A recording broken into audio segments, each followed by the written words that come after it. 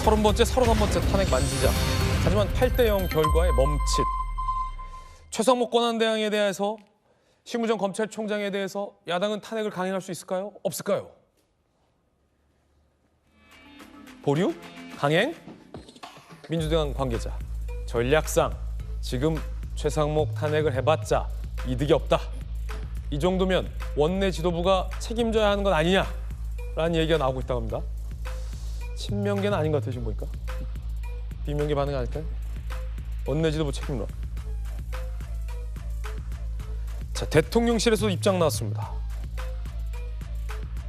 최재해 등 기각결정 환영, 탄핵의 사유조차 불분명한 무리한 탄핵소추 모두 기각해 야당 탄핵 남발에 경종을 울렸다라는 입장 당연히 대통령실에선 나오겠죠.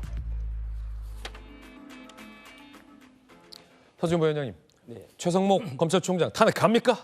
그러니까 이제 그 앞서 결과로 봤을 때는 탄핵을 가면 안 되겠죠. 예, 탄핵을 계속하면 김용태 위원장은 계속 야당만 해야 될 상황이 될 수 있는 거기 때문에 저는 이제는 탄핵이라는 그 어떤 카드를 통해서 네. 자진 사퇴를 요구해야 되겠죠. 책임을 물어야 되겠죠.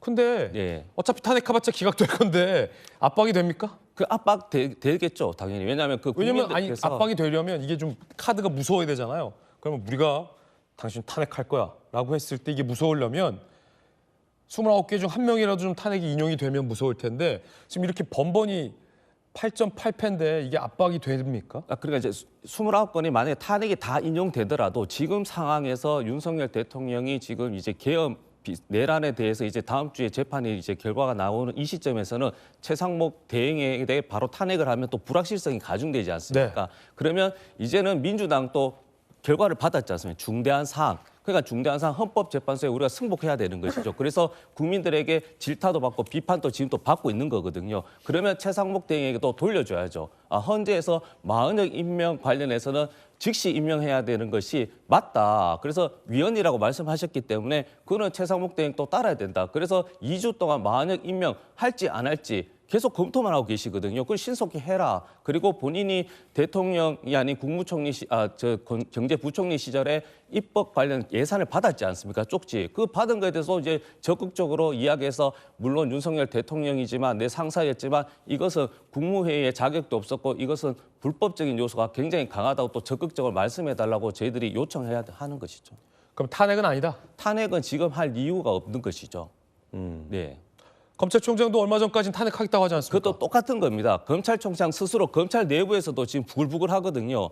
날로 하다가 갑자기 윤석열 대통령만 싫어해서 그렇고 판사 논리에 싫어했을 때도 34분이 남았다는 것이 지금 계속 법조계라든지 여론인데 탄핵은 안 한다? 아니 탄핵이 아니고 자진사퇴, 책임지라는 거죠. 계속 자진사퇴를 거부하면요? 자진사퇴를 하게 되면 우리가 이제 다음 주나 뭐 이제 곧 있을 윤석열 대통령 파면 이후에 그때는 또 책임을 또 강력하게 요구하겠죠. 그런데도 책임을 안 지면 탄핵은 안 한다는 거군요. 그때는 탄핵을 할 것인지에서 또 새로운 변수가 있기 때문에 검토하겠죠. 사실 지금 탄핵은 안 단계에서는 예.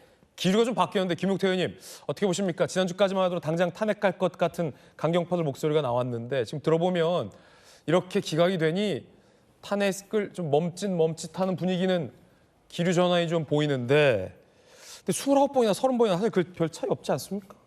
그러니까 상식적으로 생각하면 그 눈치라도 보면은 사실 탄핵을 막아야 하는데 말씀하셨던 것처럼 29번의 줄탄핵을 한 걸 보면 글쎄 민주당이 어떤 결정을 할지 잘 모르겠습니다. 그러니까 한덕수 권한대행도 계엄 이후에 민주당이 탄핵하지 않겠다라고 공개적으로 말씀했는데 결과적으로 탄핵했던 거 아니겠습니까? 네. 저는 지금 사실 민주당이 눈치 본다면 당시에 이제 계엄 이후에 많은 젊은 분들, 제 주변에 있는 분들이 한덕수 권한대행 탄핵에 굉장히 민주당이 경악을 했어요. 그러니까 물론 계엄에 대한 책임은 여당한테 있습니다. 이건 앞으로 저희가 두고두고 반성해야 될 지점이겠지만 이 계엄을 수습해야 될 책무는 여당한테도 있고 제1야당, 의회의 과반인 야당한테도 있었습니다. 근데 계엄 이후에 했던 상황들 보면 민주당은 국정이 어떻게 되든 말든 국가 공동체가 어떻게 되든 말든 한덕수 권한대행을 탄핵 소추했던 거 아니겠습니까? 예. 그러니까 지금 상황에서도 제가 아까 처음에 민주당 평생 야당만 하라고 했는데 그 했던 이유 중에 하나가 민주당에 조금이라도 국가 공동체에 대한 국가 운영에 대한 고민이 있다면 철학이 있다면 최상목 권한대행에 대한 탄핵을 함부로 얘기할 수 없는 것이죠. 지금 트럼프 대통령, 미국 대통령 취임하면서 국제 정세가 얼마나 급격하게 변하고 있습니까? 일본 총리는 가서 만나고 있는데 우리나라 같은 경우는 제대로 된 어떤 그런 연락이나 어떤 그런 회담을 못 하고 있는 거 아니겠습니까? 그런데 이런 경제적인 불확실성에서도 또다시 최상목 권한대행이라든지 이런 분들을 탄핵하겠다고 압박하는 거는 국가 운영에 대한 철학이 없는 것이죠. 그러니까 야당 DNA만 있다라는 거예요. 그 말씀 계속 드리는 것이고 조금 전에 이제 서재현 부위원장께서 그 탄핵을 통한 이제 사퇴 압박 카드를 얘기하셨는데 그것도 논리적으로 맞지 않는 것이 과거에 이상민 장관, 행안부 장관 탄핵 전에 민주당이 해임 건의안을 통과시켰던 적이 있습니다. 그건 정치적인 책임인 거예요. 민주당이 의회의 다수당으로서 해임 건의안을 통과시켰음에도 불구하고 대통령이 받아들이지 않는 거는 거기에 대한 대통령의 정치적인 책임을 지면 되는 겁니다.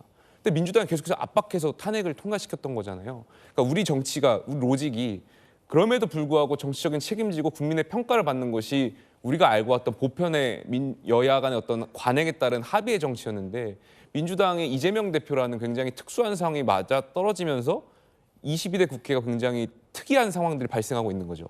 29번의 줄탄핵이라든지 뭐 예산안의 삭감이라든지 뭐 이런 것들이요. 그래서 민주당이 최상목 권한대행이라든지 검찰총장의 탄핵을 결정하는 것이 어떻게 될지는 전혀 예측하기가 어렵다라는 말씀 좀 드리고 싶습니다. 예. 탄핵 안 한다는 말도 이제 못 믿겠다라는 김용태 의원의 의견이었어요.